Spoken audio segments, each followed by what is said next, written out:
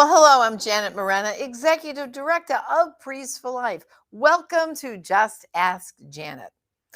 Well, many of you might have known someone, maybe you know someone in your own family who's had an abortion, a friend, a parent.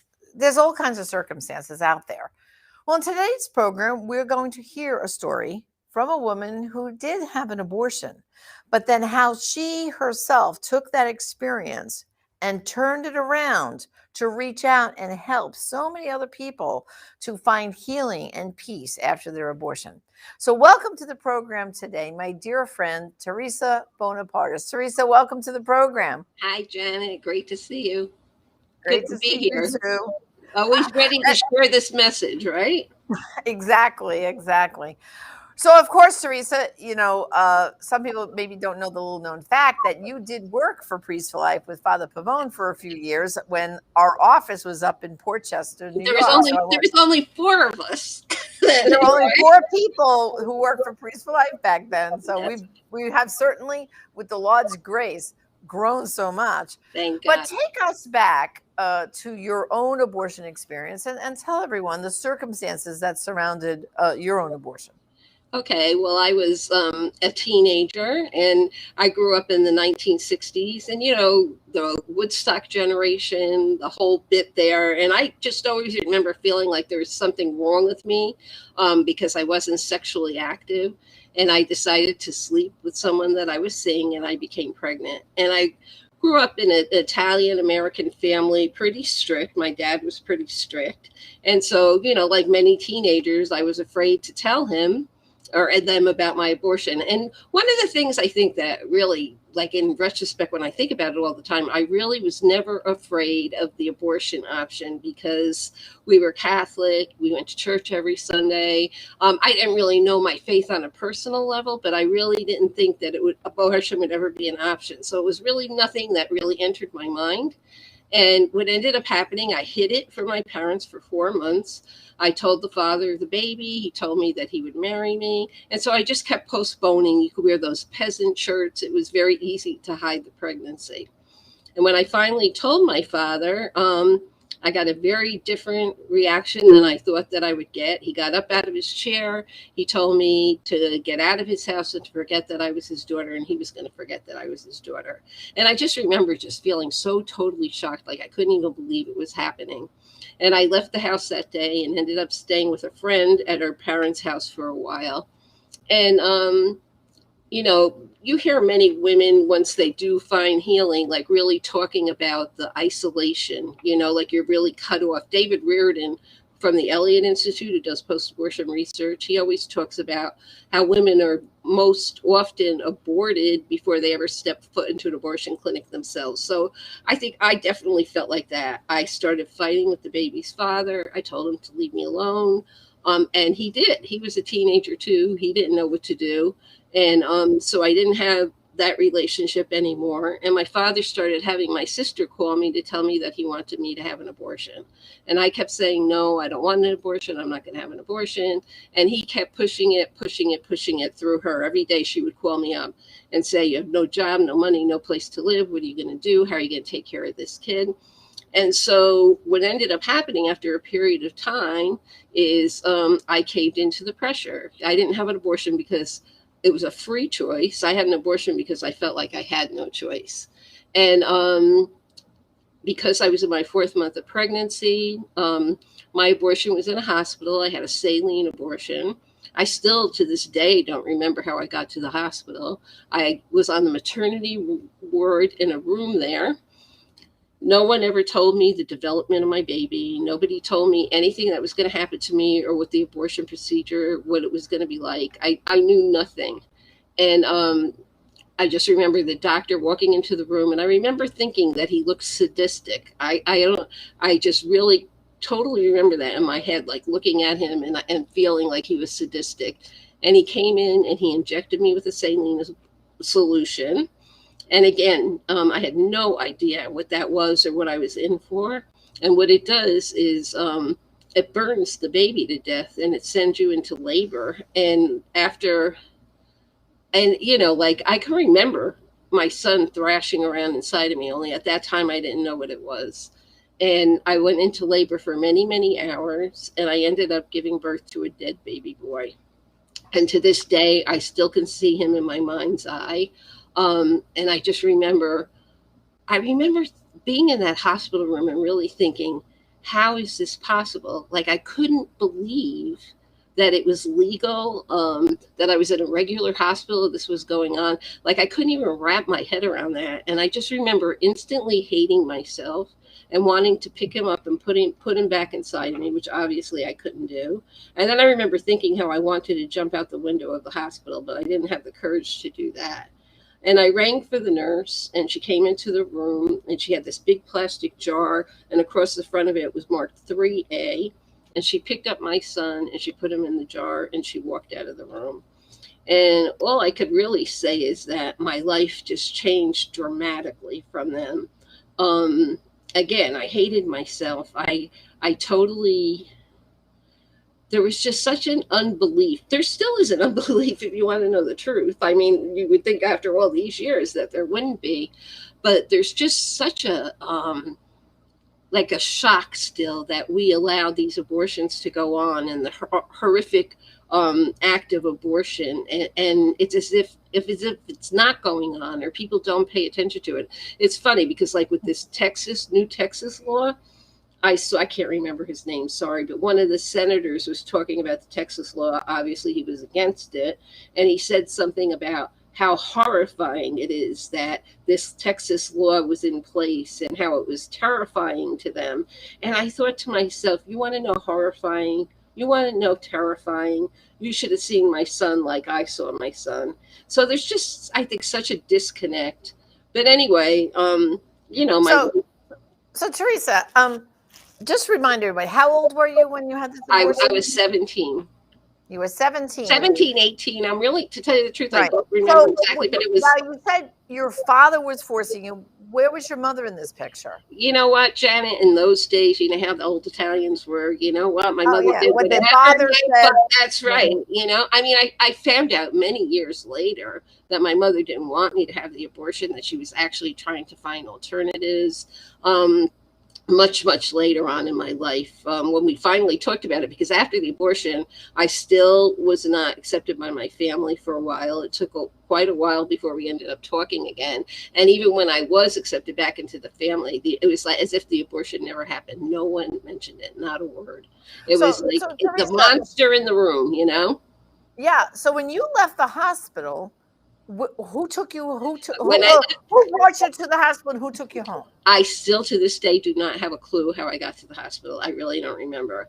What about leaving the hospital, going home? Leaving the hospital, I remember, isn't it funny? I can remember getting in the car, but I don't remember who drove me. I honestly don't. I think it was all so traumatic, probably. But did you go to your parents' house? No. It was 2 years before my father or anybody spoke to me. My mother used to sneak. So there I was. I caved into the pressure to have the abortion, right? Like, they make it sound like abortion's a free choice. How many, we know that very much it's not a free choice. Right. My mother used to sneak to see me and stuff, but she never, she wouldn't go against my father at the same time. Like I said, it's that old Italian, those relationships at that time. I had a sister that lived in California, and she ended up letting me come out there, and I stayed with her for 3 months. But I just remember that whole time of staying there, like I said, hating myself, not being able to relate to my nieces and nephews who I loved, but I couldn't even relate to them because I didn't know it at the time, but a lot of it was because it was so painful. So you were 17, you were maybe a junior or senior in high school? Yeah, well, I graduated at 17, so. At 17, okay. Yeah. But how did this affect your whole education then? I guess you didn't even think about going on for college or anything. I didn't. What ended up, well, I was 17, so when I finished high school, I was 17, I went to college, and then this happened, like, it's really hard, it's crazy to say, but I don't remember all the details, but it happened that fall. And it did disrupt my college. So I didn't have a college education. I ended up going back to school many years later. Right. But that was after I even had my kids, after I was married and I had my kids. So I just started this destructive life lifestyle like so many women do, with promiscuity and getting high and just hating myself and not thinking that I deserved anything. Ended up marrying somebody with a drug and alcohol problem, because you know what they say, you pick what you think you deserved, and I didn't think I deserved anything after what I did. I mean, certainly, you know, he said he loved me, but his actions didn't show anything like that. Went on to have 2 children with him, and but really turbulent marriage because of the addiction and everything, and ended up leaving him when my kids were very, very young. Um, and I often say, you know what, I left him because I didn't want them growing up in that. I think if I didn't have kids, I probably would have stayed in that relationship, because, you know, like I said, I didn't think I deserved anything better than the abuse that I was experiencing. So So, now, how did you get from feeling such self-worth, I'm worth right, nothing, shame? How did you transfer over right. to getting healed? What led to that? And now, I mean, you're bringing so many others to healing. So tell us Yeah. about that transition. Okay, so you know, like it always bothered me. That was one thing. You know, people say, "Oh, it's a curse that you saw your baby." To me, it wasn't. I think it was something that never really let me go deeply into denial.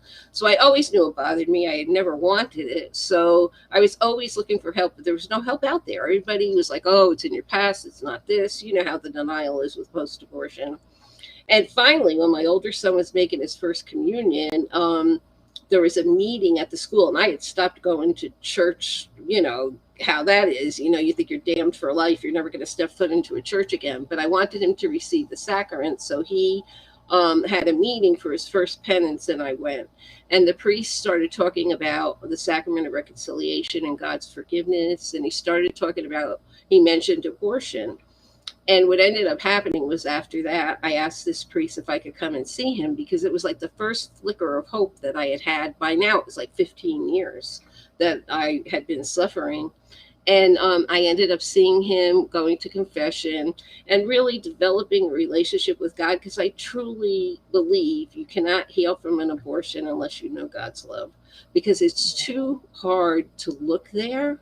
It's too hard to go back and look at all the things you did, to look at the experience, if you don't know you're loved by God. Like that, knowing you're loved by God gives you the courage and strength to be able to face whatever it is that you're going to see, because you know that no matter what happens, He's going to love you. And that's really what happened to me. I ended up just growing in relationship with God, started going to daily mass, regular confession, adoration, and I ended up having a very spiritual healing where you know, this is the way I describe it. It's very inadequate, but one time I just kind of felt like I climbed on the cross with Christ. I was in so much pain because I suffered from depression, anxiety, like all the typical things that people that have had an abortion experience, you know, just the guilt, the shame. I would lock myself in my room. I remember I would feel bad because my kids would see me depressed all the time.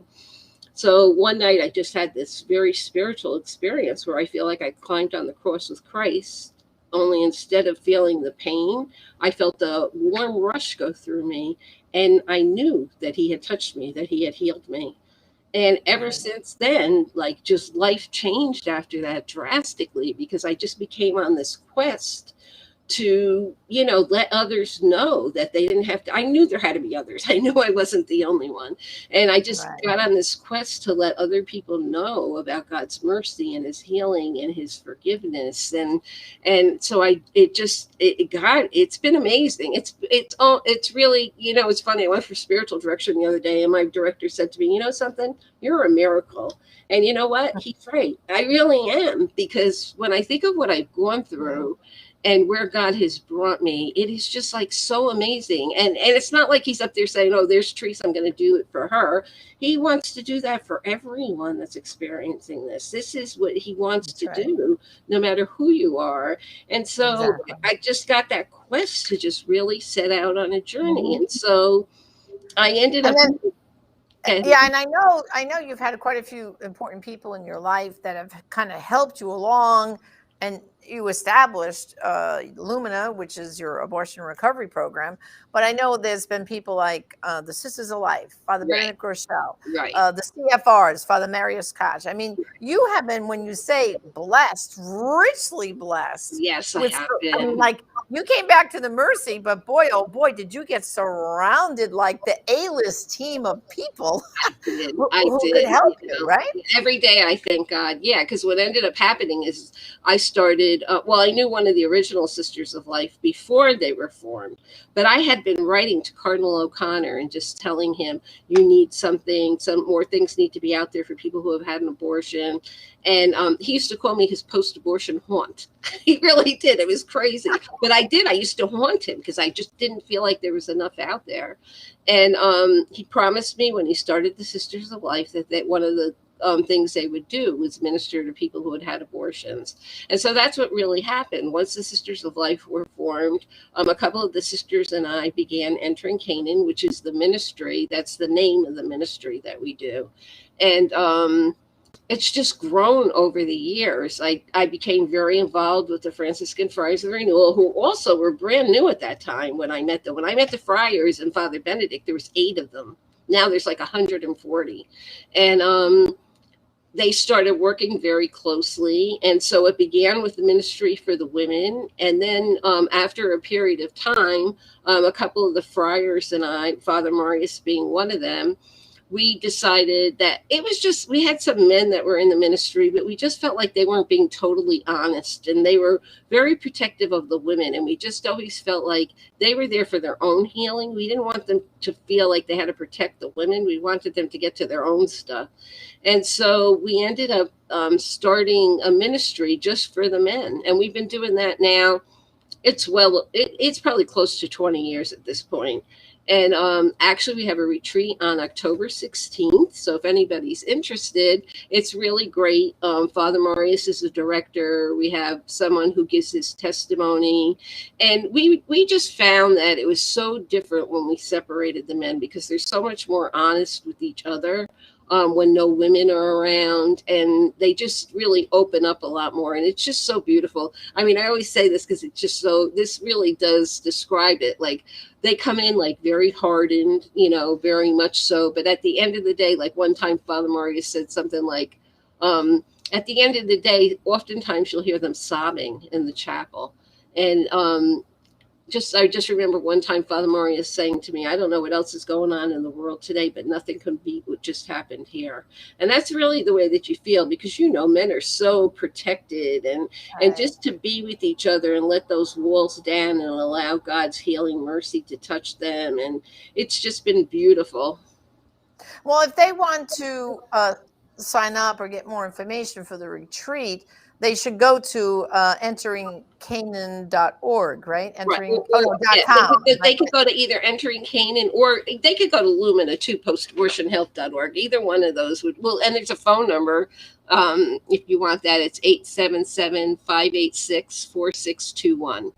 And they could register for the retreat. Yes, that's on October 16th.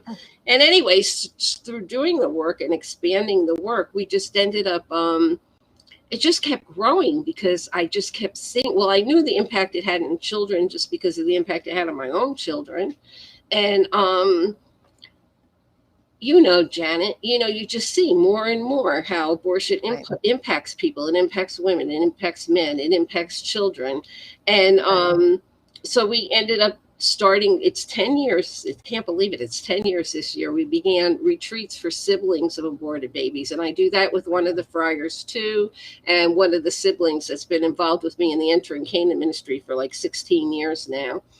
And he's great. So we have these weekends where people come from all over the country, and it's just been so beautiful to watch these siblings to share with each other, and to really know that they're not alone. And there's just so many aspects of that. Would my name be the same if that baby was born?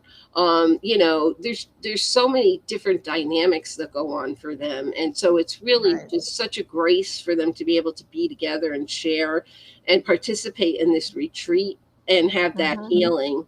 So we had one of those in March. So we really we keep trying to reach out, and we do priest trainings and just all kinds of different things, because as you know as well as I do, for me, when I think about it, it should be part of RCIA. It should be part of anything that they're doing of Mhm. marriage preparation, because how many times have you heard women say, I had an abortion but my husband doesn't know, and then maybe their Absolutely. relationship is strained, And right? and, the, and people have to realize that an unhealed abortion going into a marriage, Exactly. I mean, that's going to affect the relationship with the husband and wife. It's going to affect future children when they're born. There's a whole dynamic there. Yes, And then there is. also, too, what you're bringing out with the siblings. I mean, when they find, first of all, most of these kids have a feeling someone's missing. They Right. know. They say They that know. all the time. All the time they say it. And it's almost like when they're finally told the truth, it's like an aha moment. I knew it. It's Right. almost like I knew. But now the other thing is, if it's not healed, if the family doesn't openly talk about it and seek healing together, then those children have to always wonder, oh, I could have been aborted. Right. Oh, but why did they choose me to live and not my brother or Right. sister?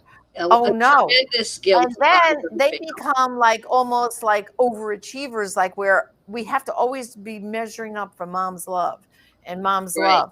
Right. Because if she stops loving me, then maybe she'll get rid of me like she did my other siblings. So what parents have to understand, if you've had a prior abortion and you haven't found healing, but if you have found healing, you have got to be honest with your children. You've got to bring them into this Age, picture and age really do. appropriate though. Age appropriate though, Well, because of I course, think, age yeah, because appropriate. some Yeah. people I know have done it when their kids were really young, and it's really, those kids shouldn't be burdened with that. It's got to be when they're No, old enough to be able to no, really yeah, recognize it.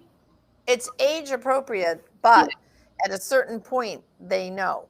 Right. Um, Yeah, because and it does impact them, like you said. Even if they when they find out, it's like, oh my gosh. And so many of them carry it, and their parents don't even know they know. Like I've had right, kids that heard their parents on the phone, or found out in right. many other ways that their parents had had abortions. And then there's parents who say, well, I had an abortion, but it's none of my kids' business. They weren't even alive then, but it is their business. It It is their was their business. sibling.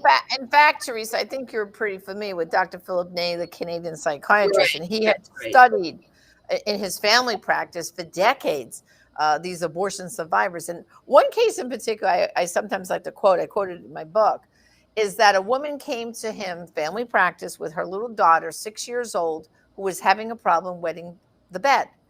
And here he's talking to the mom. His assistant has the little girl off in another room. And you know what they do with kids when they're waiting for mom. The assistant says, oh, draw a picture of your family for us, okay? Now this girl was an only child. She draws a picture of mommy and daddy, herself, and two older siblings. That weren't there. Yeah. So Yeah. now the assistant brings the picture into Dr. Ney, knowing, uh-oh, this is supposed to be an only child, but look what the kid drew. So she hands it to Dr. Ney.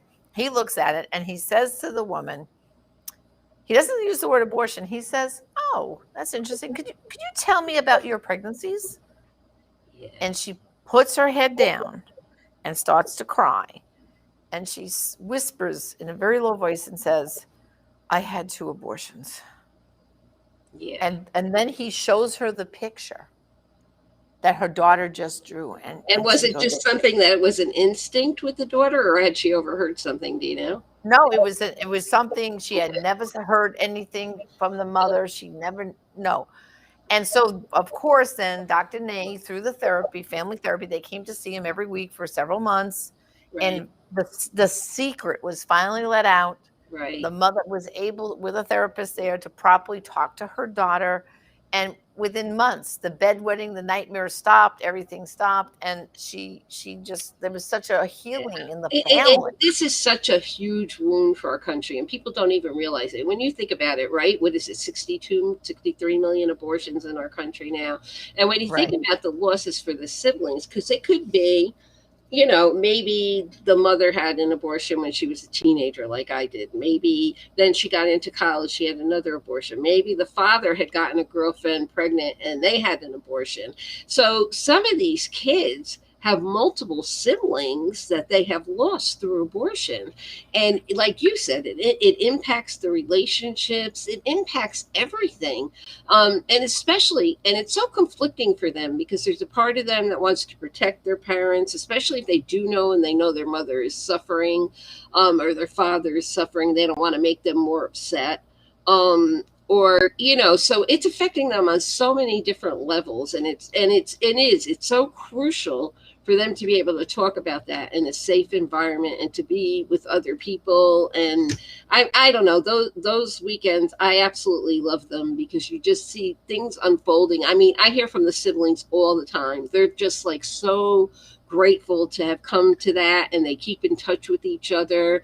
And it's just really a beautiful experience to have them validate their feelings, to give them the worth of their own dignity in life, to let them know that even though that happened to a sibling, they're part of God's plan and their lives are valuable. Because like you said, so many of them think, why am I alive and my sibling is not? So it's a really, really beautiful weekend and so needed. It is so needed across our country. It really is, because there's so many people impacted.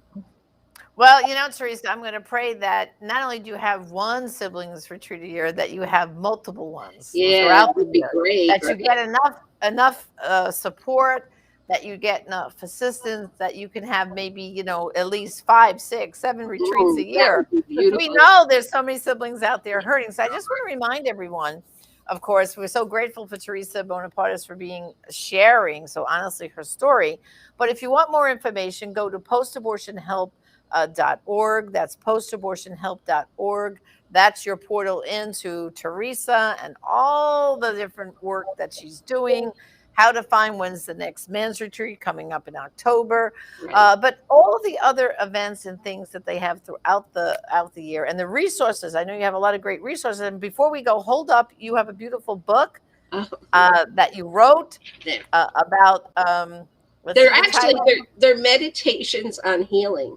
So they address specific issues that you would deal with in healing, like shame, the guilt, maybe like Mother's Day, things that would be triggers for you. So they're little meditations, and little quotes from Divine Mercy that help, in the healing Healing. process. Yeah, And that book is called A Journey Through Divine Mercy a journey Healing. to healing through Divine Mercy. Right. A Journey Through Healing to Divine Mercy, available at marionpress.org. Marionpress.org. The great Marion Fathers up there in Stockbridge. So, Theresa, thank you again for joining me. All the blessings. And again, keep up the great work. Thank Okay? you so much for having me, Janet. Thank you. My pleasure.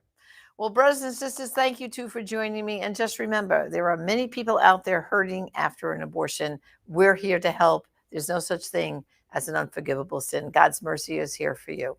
Thank you for joining me today on Just Ask Janet, and God bless.